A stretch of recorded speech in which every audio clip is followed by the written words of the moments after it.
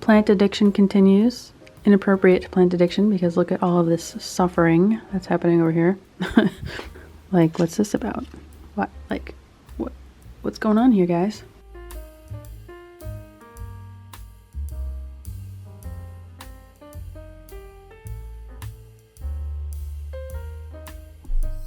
And so I was having a weird kind of slow time at the beginning of December, where I wasn't really sure what to do, and now everything's just kind of hitting me at once, which puts me in a bit of a freeze state, so I'm kind of like ignoring my inbox for a while.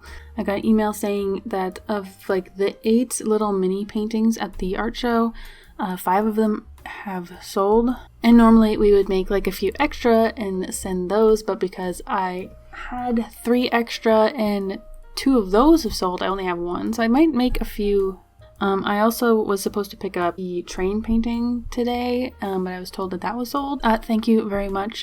And I was thinking like, oh, I need to do really good for December so that I can make it through January, just like spiritually, because January in a lot of industries like retail and stuff like that, it's very slow. It's the slowest time. A time where you can kind of like work on something new, like take some chances, do some art journaling, like do like really nice, not productive mode tasks. I want to do like a unfolding kind of like zines about, I guess, what's that word for agoraphobia. And another one which I have completely forgotten, but it's written, so I'll find it. I also got this email because I was on a list for public art gates and doors on like public washrooms inside parks and stuff. And they're very beautiful.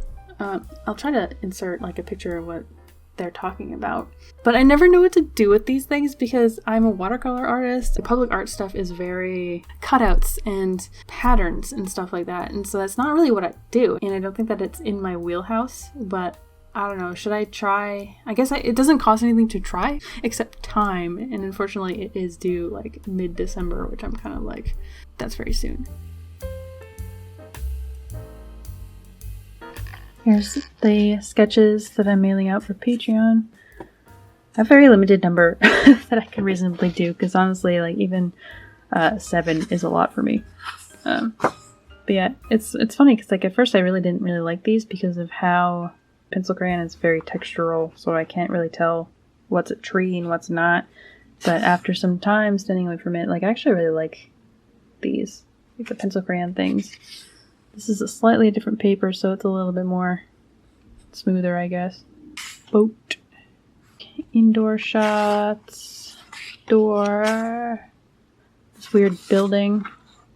Yeah, that's a lot of work. I feel like if I needed to do like a lot, I might switch to like postcards or something. I don't know, but yeah, this is usually what I'm doing when I'm at like a craft fair or a flea market or something. Just drawing stuff.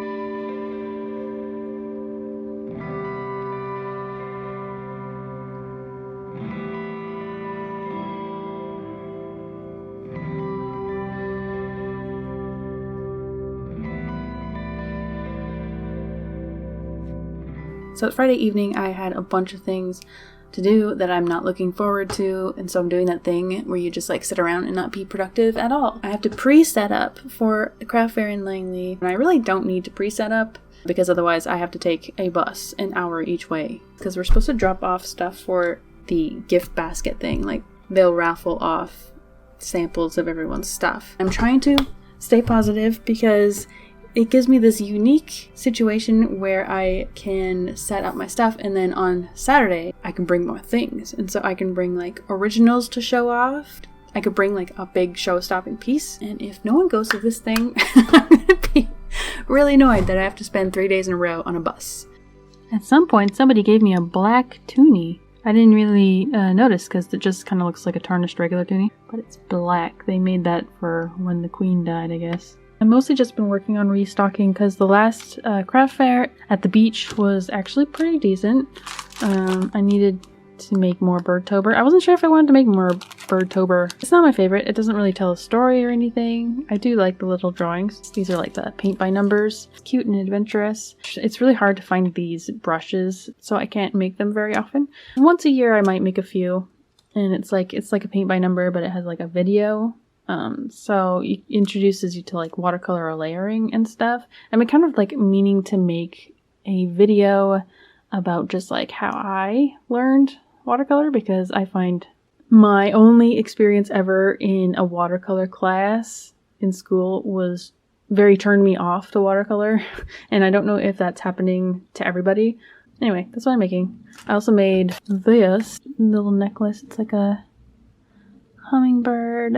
This isn't something that I really go deep into, like making little original art pieces inside necklaces. This is just one of those things that I make to have something new and interesting when I go to craft fairs, or just to keep myself interested. Antique style metal trays that you just put the glass on and stuff like that. They're not even remotely like that special or anything, but they're just cute. So for some craft fairs, usually ironically the more costly ones, they usually want you to donate a piece so that they have like a gift basket that people could raffle or win as a door prize.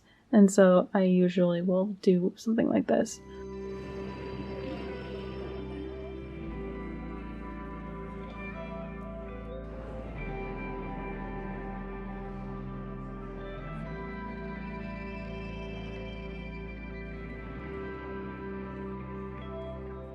Oh, and don't laugh at me, but someone left this downstairs. Like a neighbor left this.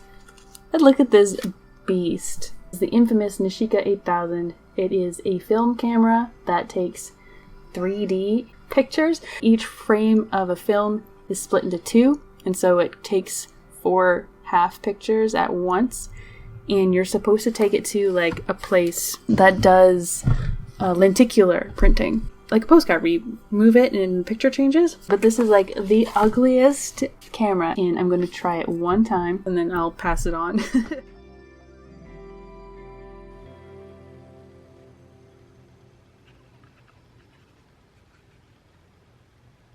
So sometimes when I feel kind of like nervous about nothing, and I feel like I need to control something, I will go through and destroy all my art journals. Because there are some, like I did 3 this week, and I can reuse the covers for new ones. This one has like this really nice tactile quality to it. It has like wax, which is not something that I do very often. Then there's this one. This was technically published in one of those art journaling books, and it's just such bright colors. As for journals, though, I find that they're not super valuable to me. I'm scanning the ones that I'm destroying, or at least just the pages that I really like. Torn up pages in there. But at the same time, like, I don't really like reading them that much. It's kind of like a Swedish death cleaning. Like, I'm trying to like get rid of stuff. And books are such a big, heavy thing. When I do that, I feel less weird about starting new sketchbooks and stuff all the time. So it kind of frees me up to like be able to start new ones.